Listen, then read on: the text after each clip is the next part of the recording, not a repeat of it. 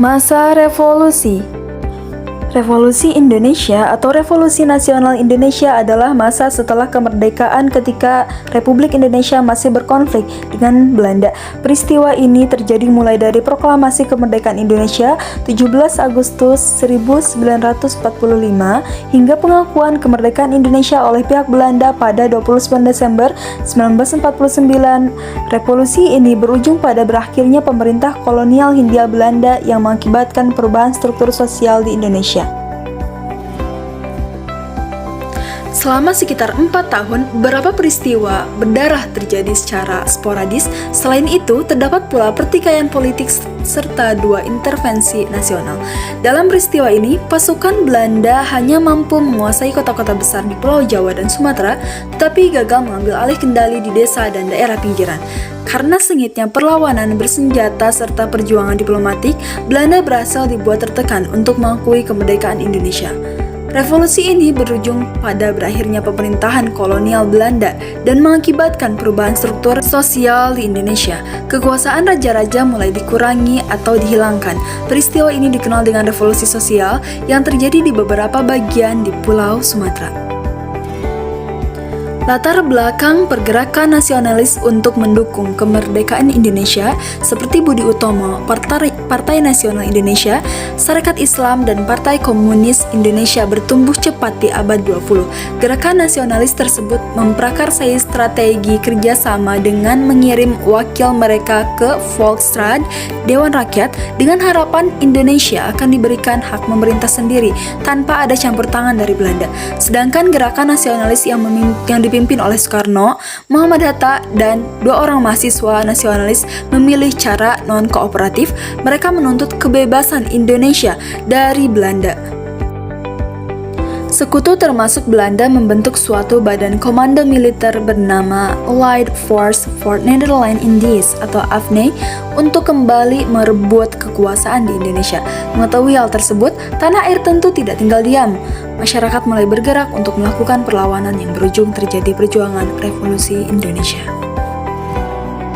10-15 November 1945 terjadi perundingan Linggarjati. 21 Juli 1947 Belanda meluncurkan serangan militer pada tengah malam 20 Juli 1947 sebagai bentuk agresi militer Belanda. Tujuan utama agresi ini adalah untuk menghancurkan kekuasaan Republikan. Wilayah yang diserang adalah Jawa dan Sumatera. Aksi militer ini kemudian dianggap melanggar perjanjian Linggarjati, di mana dalam perjanjian disebutkan bahwa Indonesia dan Belanda akan bekerja sama membentuk negara RIS. 17 Januari 1948 terjadi perundingan Renville, namun Belanda kembali berkhianat dengan baku tembak terhadap Indonesia yang terjadi antara Karawang dan Bekasi.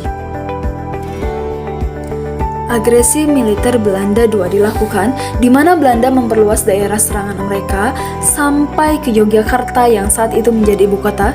14 April 1949 terjadi perundingan Royan untuk menyelesaikan konflik di awal kemerdekaan. 23 Agustus sampai 2 November 1949 diadakan konferensi meja bundar yang menghasilkan Belanda bersedia mengakui kedaulatan Indonesia. Konflik pemberontakan komunis pada 18 September 1948, Republik Soviet Indonesia proklamasikan di Indonesia oleh anggota PKI yang berniat melakukan pembangkangan atas kepemimpinan Muhammad Hatta. Pertempuran terjadi antara TNI dan PKI. Kemenangan pun diraih oleh TNI, di mana pemimpin PKI Musso berhasil ditangkap dan dibunuh di tempat. Pemberontakan Darul Islam. Pemerintah berniat untuk membubarkan Kesatuan Gerilya Sulawesi Selatan (KGSS). Sang pemimpin Kahar Muzakar menuntut agar KGSS dan Kesatuan Gerilya lainnya digabungkan dalam suatu brigade yang disebut Brigade Hasanuddin di bawah pimpinannya. Namun, tuntutannya tersebut ditolak karena dianggap tidak memenuhi syarat untuk dinas militer saat akan dilantik sebagai pejabat wakil Panglima Tentara dan Teritorium 7. Kahar Muzakar bersama kelompoknya melarikan diri ke hutan dengan membawa senjata lengkap.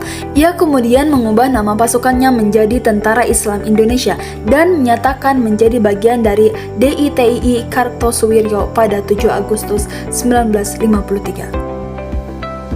Dampak dari masa revolusi ini adalah meskipun tidak ada data akurat yang menunjukkan berapa banyak nyawa penduduk Indonesia yang melayang dalam gerakan revolusi Indonesia, diperkirakan terdapat 45.000 sampai 100.000 jiwa. Untuk rakyat sipil, diperkirakan penduduk yang meninggal yaitu 25.000 sampai 100.000 jiwa.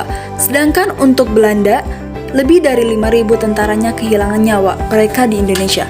Gerakan Revolusi Nasional Indonesia ini sendiri memberikan efek langsung terhadap kondisi ekonomi, sosial, dan budaya terhadap Indonesia. Di antaranya yaitu kekurangan makanan dan bahan bakar.